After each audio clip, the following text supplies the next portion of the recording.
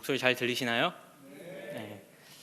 네. 요 근래 날씨가 미세먼지 때문에 아마 외출하시는 것도 힘드시고 오늘 오는데도 좀 먼지를 헤집고 오는 기분이셨을 것 같은데 아무쪼록 이 날씨 가운데 건강 유념하시길 바랍니다. 저희가 시편 120편을 시작한 한 달여 전부터 지금까지 성전에 올라가는 노래로 매주 수요일 형제님 통해서 묵상하고 있습니다. 지난주 124편에 이어서 이번 주에는 125편 말씀을 묵상하려고 합니다. 125편 말씀을 묵상하기 전에 성도님들께 한 가지 질문을 드릴 텐데, 산을 좋아하시는 성도님들 계신가요? 손 들어보시겠어요? 네. 말씀 전에 이렇게 뜬금없이 산에 대한 질문을 드리냐면, 오늘 말씀에 여러 산이 나옵니다. 바나바 반 형제님들께서 335을 모이셔서 여전히 산에 오르시는지 잘 모르겠습니다. 제가 얼마 전에 에베레스트라는 산이 나오는 영화를 봤는데, 에베레스트 하면 다 아시죠? 세계에서 네팔에 있는 가장 높은 산입니다. 8,848m인데 비행기가 날아다니는 그 고도에 있거든요. 그 산악인들, 특히 어몽길 같은 그런 사람들은 세상에서 가장 높은 7개 봉우리, 14개 봉우리 이런 데를 정복하고 나면 14자 등반 이렇게 써붙이곤 합니다. 그렇게 해서 본인들이 산을 정복했다고. 제가 본 이 에베레스트라는 영화는 1990년대에 있었던 실제 이야기를 바탕으로 만들어진 영화인데, 꼭대기에 등반했다가 하산하는 과정에서 눈폭풍우를 만나서 등반대원 중에 한 3분의 2가 이제 목숨을 잃게 되는 실화를 바탕으로 한 영화입니다. 근데 거기에 보면 이제 저널, 산악 잡지를 만드는 기자가 나와서 등반에 같이 하게 되는데, 도대체 이 위험한 산행을 왜 하십니까? 진지하게 물어보는데 여러 사람들이 고민하다가 대답하는 게 뭐라고 하는지 아세요? 되게 유명한 말인데, 산이 거기 있으니까. 되게 유명한 말이죠. 그리고 다들 한 번쯤은 들어보셨을 거라고 되는데 되게 어리석은 대답 같지 않습니까? 산이 거기 있으니까. 좀 어리석은 대답 같고 좀 어이없기도 한데, 목숨을 걸고 그 산까지 가는 사람들은 그런 심정이 있나 봅니다. 그리고 그걸 정복했을 때 뭔가 정복감, 쾌감 이런 것들을 이루 말할 수 없다고 하는데, 그러면 우리가 동일한 질문을 받을 때 우리의 신앙의 여정을 왜 하십니까? 라고 성도님들께 질문을 한다면, 그리고 2500년 전에 이스라엘 백성이 이 순례를 갈 때 성전에 올라가서 노래를 부르면서 그 먼 길을 떠날 때 이 질문을 받았을 때 뭐라고 대답할 수 있었을까? 우리가 이 질문을 기억하면서 125편을 살펴보길 원합니다. 우선 전체적으로 한번 같이 교독을 했으면 좋겠는데요. 제가 홀수절, 성도님들께서 짝수절 이렇게 교독해 보도록 하겠습니다. 시편 125편입니다.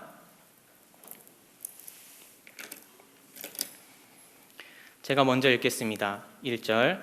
여호와를 의뢰하는 자는 시온산이 요동치 아니하고 영원히 있음 같도다.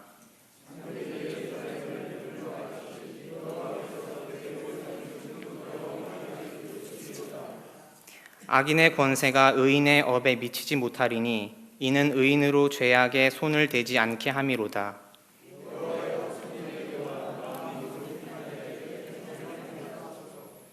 자기의 굽은 길로 치우치는 자는 여호와께서 죄악을 짓는 자와 함께 다니게 하시리로다. 이스라엘에게는 평강이 있을지어다. 다시 한번 우리가 이 시편을 볼 때 기억했으면 하는 부분은, 이스라엘이 당시 바빌론이라는 나라에서 먼 포로 생활을 하고 있었고 예루살렘 성으로 올라가면서 부르는 노래였던 것을 기억했으면 좋겠습니다. 여기서 직접 성전으로 올라간다는 표현은 나오지 않지만 우리가 하나님께 노래를, 예배를, 찬양을 올린다는 표현, 그리고 지리적으로 이 이스라엘 백성이 예루살렘 성으로 올라가는 물리적으로 고도가 올라가는 그런 점을 상상해 볼 수 있습니다. 앞으로 이 에스라서를 제가 여러 구절을 인용할 텐데요. 그 에스라서를 보면 대충 그 여정을 알 수 있습니다. 에스라서 7장 8, 9절 찾으시진 않으셔도 되겠습니다. 주전 458년 그 당시에 바사왕, 페르시아 왕, 아닥사스다 왕이 있을 때 왕의 7년 정월 초하루에 바빌론을 떠나서 5월 초하루에 예루살렘에 도착했다고 되어 있습니다. 직선거리로 보면 지금의 이라크 바빌론에서 예루살렘까지는 800여 킬로미터 정도 되고 그 유프라테스 강 유역을 따라서 북서쪽으로 진행했다가 남쪽으로 내려오는 그 실제 여정을 따져보면 한 1400에서 1500km 정도의 거리가 되는데 5개월 정도 여행을 했으니까 대충 가늠해보면 하루에 한 10km 정도 이동한 거죠. 그런 여정의 마지막 부분이 이 예루살렘으로 올라가는 길입니다. 이 시편은 어쩌면 그 마지막 여정 가운데 예루살렘 성으로 다소 힘들게 올라가는 그 여정 가운데 불려진 노래일 수도 있습니다. 그리고 1, 2절을 보시면 산이 등장합니다. 1절에는 시온산, 2절에는 예루살렘을 둘러싼 산이 나옵니다. 1절, 여호와를 의뢰하는 자, 우리 하나님 아버지를 의뢰하고 신뢰하는 사람은 마치 시온산이 요동치 아니하고 영원히 있음 같도다 라고 말씀해주고 있습니다. 여기서 의뢰하는 이라는 단어는 히브리어로 바타흐라는 뜻으로 무언가를 신뢰하고 누군가에게 희망을 두는 이런 의미를 가집니다. 과실이 혼자서 저절로 커지는 게 아니잖아요. 가지에 딱 붙어 있을 때 양분을 전적으로 의지할 때 과실 열매가 커지고, 우리가 요한복음 15장의 비유에서 같이 나는 포도나무요 너희는 가지니 저가 내 안에 내가 저 안에 있으면 이 사람은 과실을 많이 맺나니 나를 떠나서는 너희가 아무것도 할 수는 없습니다. 이 단어가 의뢰한다는 것에 대한 의미를 잘 보여주고 있죠. 우리가 주님 안에서 살 때 우리 행실 가운데서나 우리 삶 가운데 주님의 모습이 나타나는 것을 알 수 있습니다. 또 우리가 여호와께 의뢰할 때 시온산이 요동치 아니하고 영원히 그 자리에 있음 같다고 말씀해 줍니다. 그럼 시온산은 어떤 산일지 아시죠? 시온산. 저도 말씀을 준비하면서 다시 한번 찾아보게 됐는데, 쉽게 말씀드리면 예루살렘 성이 있는 곳이 시온산입니다. 좀 더 좁은 협의의 의미로 말씀드리자면, 이따가 제가 잠깐 그림 보여드릴 텐데, 기드론 골짜기하고 두로베온 두 골짜기 사이에 있는 절벽으로 된 봉우리 중에서 남쪽에 해당하는 부분을 시온산이라고 합니다. 이 시온산은 사무엘하 5장 6절 7절을 보면 왕과 그 종자들이 예루살렘으로 가서 그 땅 거민 여부스 사람을 치려하매 그 사람들이 다윗에게 말하여 가로되 내가 이리로 들어오지 못하리라. 소경과 절뚝박이라도 너를 물리치리라 하니 저희 생각에는 다윗이 이리로 들어오지 못하리라 함이나 다윗이 시온 산성을 빼앗으니 이는 다윗성이라. 여기서 시온산이 등장합니다. 다윗이 헤브론에 있다가 이제 예루살렘을 여부스 민족이 있는 곳을 치러 갈 때 그 다윗 성이 세워진 그곳이 시온산이고, 그곳은 요새였습니다. 그리고 이 산 위에 예루살렘 성이 지어지고 솔로몬 시대에 와서는 이제 성전이 지어지고, 그곳이 예루살렘에 있던 이스라엘 백성이 주님을 만나고 예배하던 장소가 그곳인 거죠. 시온산. 근데 지금은 어떻습니까? 이 노래를 부르는 바벨론 포로로 간 이스라엘 백성, 그곳은 황무지죠. 이미 성전과 성벽이 다 회파된 곳입니다. 그런데 노래를 부르러 이 예루살렘으로 올라올 때 무슨 생각을 했을까요? 이스라엘 백성이 많은 생각이 잡혔겠죠. 저기 멀리 보이는 부서진 성전과 성벽을 보면서 우리가 얼마나 주님 앞에서, 하나님 앞에서 죄를 지었던가라고 후회했을 수도 있습니다. 그런데 그 도시의 기반이 되는 시온산은 여전히 있는 것이죠. 1절에서 말하는 여호와를 의뢰하는 자는 마치 시온산이 요동치 아니하고 영원히 있다는 것, 이 노래를 부를 때 이스라엘 백성이 참 많은 감에 젖어들고 감사했을 거라고 생각이 됩니다. 근데 또 감사한 것은 예레미야 말씀을 기억했다면 예레미야 29장 10절 나 여호와가 말하노라 바벨론에서 70년이 차면 내가 너희를 권고하고 나의 선한 말을 너희에게 실행하여 너희를 이곳은 예루살렘이죠. 예루살렘으로 돌아오게 하리라. 이 말씀이 또 위로가 될 것 같습니다. 이어서 2절을 살펴보기 원합니다. 2절은 산들이 예루살렘을 두름과 같이 여호와께서 그 백성을 지금부터 영원까지 두르시리로다. 여기서 산들이 나오죠. 산들이 예루살렘을 두름과 같이 라는 표현이 나옵니다. 실제 그랬을까요? 서울에는 산들 많죠. 네, 도봉산, 관악산, 인왕산, 남산, 수락산 많죠. 서울도 산이 많죠. 우리 지금 미세먼지 때문에 보이지 않지만 북한산 인수봉 아시죠? 인수봉이 836m라고 하거든요.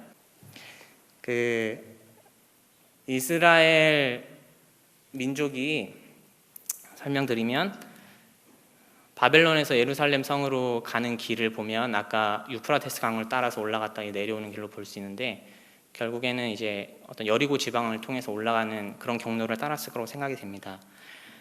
첫 번째 나오는 그 예루살렘 이제 산들을 좀 말씀드릴 텐데 첫 번째 산은 모리아 산입니다. 모리아 산 들어보셨죠? 모리아 산은 창세기에 등장하죠. 창세기에 등장하는데 이곳은 시온산 꼭대기에 해당하는 어떻게 보면 평탄한 지역을 말하는데 다들 아시다시피 이삭을 드리러 아브라함이 올라갔던 그 산입니다. 그리고 두 번째 산은 벳세다 산인데 이곳은 자비의 집이라는 뜻을 가지고 있고 세 번째 산은 스쿠푸스라는 산입니다. 이 산은 이스라엘 북쪽에 있는 능선을 형성하는 것 같이 되어 있습니다. 서울로 따지면 도봉산이나 소요산 같은 그런 산이고 네 번째 산은 감람산입니다.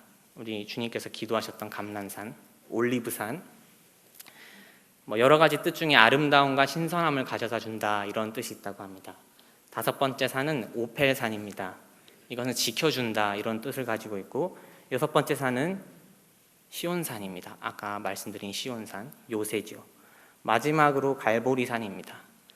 주님께서 달리셨던 갈보리산, 희생을 뜻한다고 합니다. 이 산들이 실제로 예루살렘을 두름같이 여호와께서 그 백성을 두르십니다. 감사한 말씀이죠. 근데 실제 이 예루살렘 지형을 알고 있었던 이 이스라엘 백성이 이 고지대로 올라가면서 노래를 부를 때 이 구절을 불렀을 때 얼마나 감동이 됐을까. 산들이 예루살렘을 두른 것 같이 여호와께서 그 백성을 지금부터 영원까지 두르시리로다.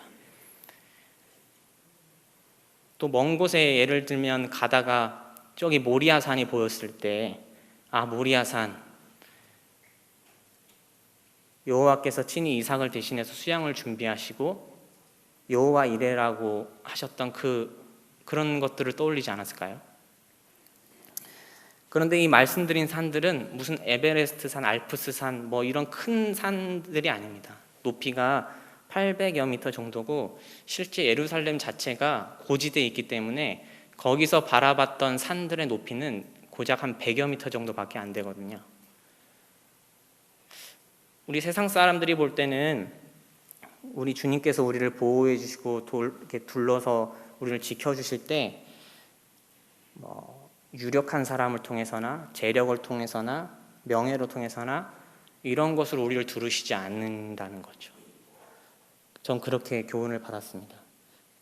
하나님께서 우리에게 말씀하실 때 속삭이시고 세상이 알지 못하는 아주 아담한 산과 같이 우리를 평안으로 두르십니다. 그리고 또 우리가 이 예루살렘 안에서 산들을 볼 때는 고작 100여 미터에 불과한 언덕같이 보이지만 실제로는 800~900m 된다는 산이죠.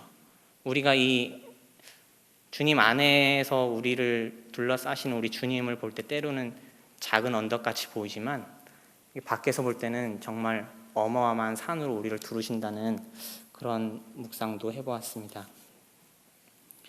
네, 3절부터 이제 6절까지 살펴보겠습니다. 악인의 권세가 의인의 업에 미치지 못하리니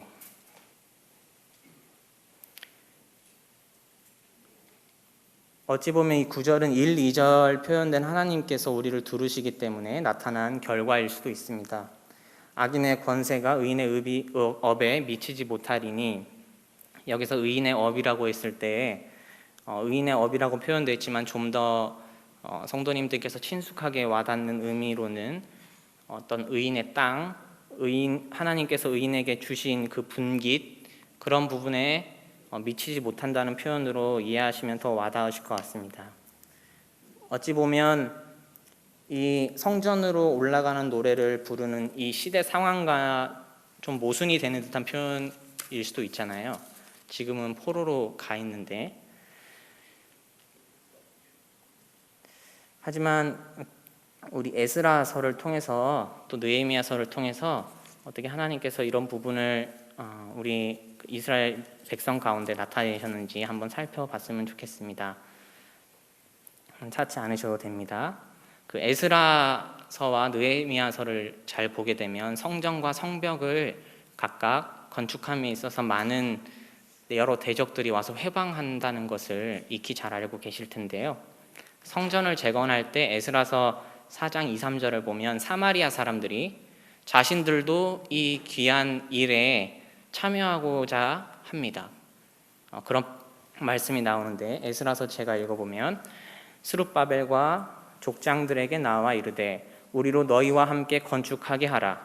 우리도 너희 같이 너희 하나님을 구하노라. 아수르 왕 에살핫돈이 우리를 이리로 오게 한 날부터 우리가 하나님께 제사를 드리노라. 스룹바벨과 예수아와 기타 이스라엘 족장들이 이르되 우리 하나님의 전을 건축하는데 너희는 우리와 상관이 없느니라. 바사왕 고레스가 우리에게 명하신 대로 우리가 이스라엘 하나님 여호와를 위하여 홀로 건축하리라 하였더니, 이스라엘 백성을 통해서 이렇게 악인의 권세가 의인의 업에 미치지 못하는 것을 볼 수 있습니다.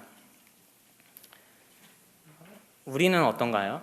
우리는 더욱더 그러지 않나요? 지난주에 한 형제님께서 말씀을 읽어주셨는데 로마서 8장 38절 39절 사망이나 생명이나 천사들이나 권세자들이나 현재일이나 장래일이나 능력이나 높음이나 깊음이나 아무 다른 피조물이라도 우리를 우리 주 예수 그리스도 안에 있는 하나님의 사랑에서 끊을 수 없으리라.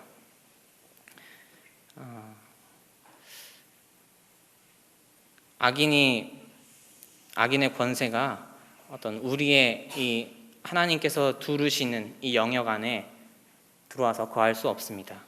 정말 감사한 일이고, 그리고 이는 의인으로 죄악에 손을 대지 않게 함이로다. 주님께서 또 우리 하나님 아버지께서 이렇게 우리를 보호하신다는 것에 감사가 됩니다. 4절 여호와여 선인에게와 마음이 정직한 자에게 선을 행하소서. 우리가 125편을 통해서 1절, 2절을 통해서 여호와를 의뢰하는 자가 얼마나 시온산과 같이 요동치 아니하는지, 또 예루살렘에 있는 산들이 이스라엘 백성을 두름과 같이 여호와께서 친히 그 백성을 영원까지 두르신다는 말씀, 또 악인의 권세가 의인의 업에 미치지 못하고, 이런 말씀을 볼 때 정말 감사합니다. 정말 감사하고 위로가 됩니다. 그런데 이렇게 할지라도 그러면 우리의 마땅한 자세는 어때야 되겠는가를 한번 살펴보고 싶습니다. 그럴 때 우리는 조금 마음이 우쭐해지거나 나는 이제 평안 가운데 있구나, 물론 그 감사한 일이지만 우리가 자칫 잘못하면 교만해질 수도 있지 않겠습니까? 주님이 나를 보호하시는데 내가 뭔들 못해? 그러면 안 되겠죠. 고린도전서 10장 12절을 보면 그런즉 선줄로 생각하는 자는 넘어질까 조심하라. 고린도전서 10장 12절입니다. 우리에게는 늘 은혜의 법칙이 적용되는 것 같습니다. 구원받을 때도 우리의 행위, 우리의 노력 이런 것이 아니고 주님의 은혜, 구원받은 이후에 우리가 삶을 살아갈 때도 늘 여전히 주님의 은혜, 주님의 선하신 손에 항상 의지해야 되는 것 같습니다. 주님 앞에서 항상 겸비한 마음으로 주님을 향해야 됩니다. 에스라서에 나오는 에스라가 그랬습니다. 이 에스라는 바벨론에서 예루살렘 성전 그 재건 후에 이스라엘 백성의 어떤 영적 회복을 통해서 영적 부흥을 일으켰던 제사장 겸 학사였습니다. 이 에스라가 어떻게 보면 이 시편 125편 성전으로 올라가는 노래를 부르는 그 입장을 제일 잘 대변해 주는 인물일 수도 있습니다. 실제 그 여정을 같이 해봤으니까, 그리고 그 예루살렘 올라가는 그 길도 다 경험해 봤으니까, 멀리서 보이는 예루살렘을 둘러싼 산들을 보고 느끼는 것들, 어떤 이런 시상을 지금 우리가 묵상하는 시편을 잘 대변해 줄 것 같습니다. 이 에스라가 에스라 8장을 보면 예루살렘으로 향한 여정 그 가운데 레위인이 없어서 난감하게 되었을 때 하나님의 선하신 도우심을 구하는데, 제가 몇 구절 읽어보겠습니다. 에스라 8장 18절을 보면 우리 하나님의 선한 손에 도우심을 입고, 21절 22절에는 우리 하나님 앞에서 스스로 겸비하여 우리와 우리 어린 것과 모든 소유를 위하여 평탄한 길을 그에게 간구하였더니 이는 우리가 전에 왕에게 구하기를 우리 하나님의 손은 자기를 찾는 모든 자에게 선을 베푸시고, 이렇게 하나님께서는 그분께 기도하고 의지하고 출발했던 이 에스라 일행을 하나님의 손으로 대적과 매복한 자 손에서 건지심을 입게 하셨습니다. 이 하나님 아버지께서 우리의 하나님 아버지시잖아요. 정말 감사한 것 같습니다. 그리고 또 생각해 볼 것은 4절에 선인에게와 마음이 정직한 자에게 라고 기도합니다. 그리고 이렇게 노래합니다.